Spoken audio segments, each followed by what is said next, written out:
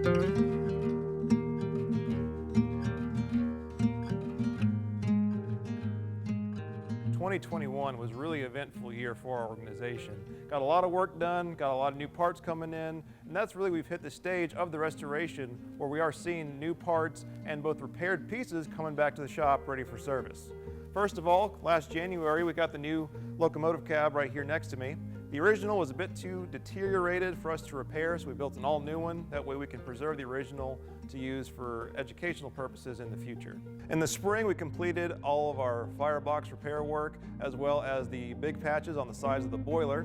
And we also did some additional prep work to prepare for the big lift we had in June to remove the wheels. All of the wheels have been sent off to our partner shops and other organizations to both inspect and repair the wheels. We'll be getting them back here pretty soon. In the fall, our friends at Fort Wayne Railroad Historical Society invited us up to their Steam in the Valley event alongside Cuyahoga Valley Scenic Railroad. We're a few years off from operations, but that doesn't stop us from getting some of our members the training involved and needed to both maintain and operate the steam locomotive once we reach that point. Once the wheels were removed, our volunteers got together and spent a great deal of time both cleaning, sandblasting the frame, as well as cleaning it up, coating it to protect it for future use. Well, in the middle of all this work, we had a little bit of a disruption when a storm came through Nashville and ripped a hole in the side of our shop, closing down work in the shop for a few weeks.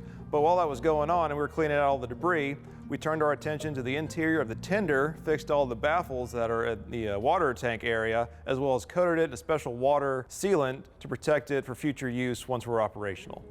Something good to follow the storm, Trains Magazine announced Nashville Steam as their second annual preservation partner, and they have been instrumental and incredible in promoting the story of the locomotive as well as what we're doing down here in Nashville.